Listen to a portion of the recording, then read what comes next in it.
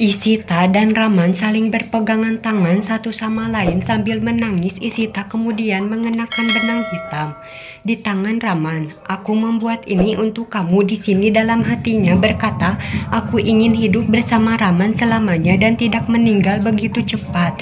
Isita lalu pergi meninggalkan Raman sambil menangis. Raman membuka matanya dan juga menangis sambil menahan marah, kemudian pergi dari sana. Isita lalu menandatangan sebuah berkas. "Waktu yang ditentukan pada pukul 5 pagi kami akan membangunkan kamu. Pada pukul 4 pagi kamu bisa mandi dan dokter akan mengecek kondisimu. Baru kemudian kamu akan dihukum gantung." "Apakah ada pemikiran terakhir?" tanya sipir penjara. "Aku merindukan ibuku dan payasam yang biasanya dia buat. Bolehkah aku membuat payasam untuk semua orang?" pinta Isita. Nyonya dan Tuan Bala sedang menangis sambil menghibur Adi dan Ruhi. Raman juga menangis sambil duduk di dalam kamarnya. Romi menemuinya, kemudian Raman keluar dari kamarnya. Sementara itu Isita menyajikan payasam untuk semua orang yang ada di penjara dengan perasaan sedih. Tak lama kemudian Isita dibawa oleh sipir penjara lalu mandi dan dokter mengecek kondisinya. Seluruh keluarga sudah berada di sana. Di ruang kunjungan di dalam penjara mereka menunggu Isita sambil menangis. Isita menangis melihat mereka semua menangis dan menemuinya. Isita meminta maaf kepada Apa dan bertanya, "Di mana ibu?" "Ibumu sedang berdoa untuk kamu," ujar Apa sedih.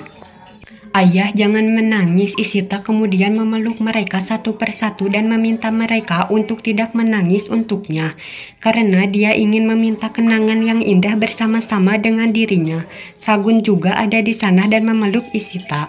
"Sagun, tolong jaga dan rawatlah anak-anak. Aku tahu kalau kamu adalah ibu yang sangat baik dan bisa merawat 3 anak dengan baik. Tapi di mana Raman?" Tuan Bala menyela pertanyaan Isita.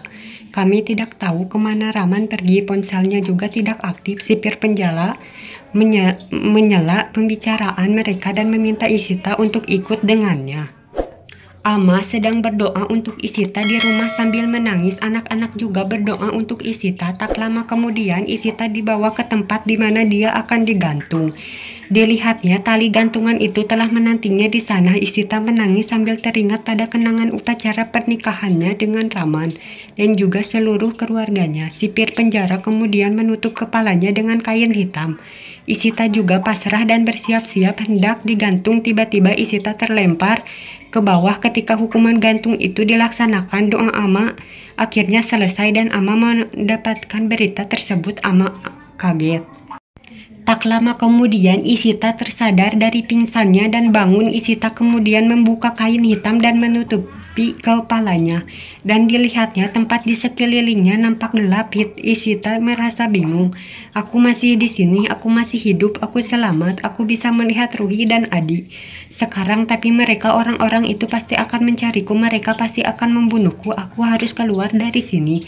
Sesaat keluar dari sini, kemudian Isita melihat ada jaringan-jaringan kawat yang sudah dirusak. Isita segera merusak lagi jaringan kawat itu dan keluar dari sana lalu mengikuti sinar yang menembus ke tempat yang gelap itu dan dilihat ada pintu keluar. Isita bergegas untuk keluar dari sana.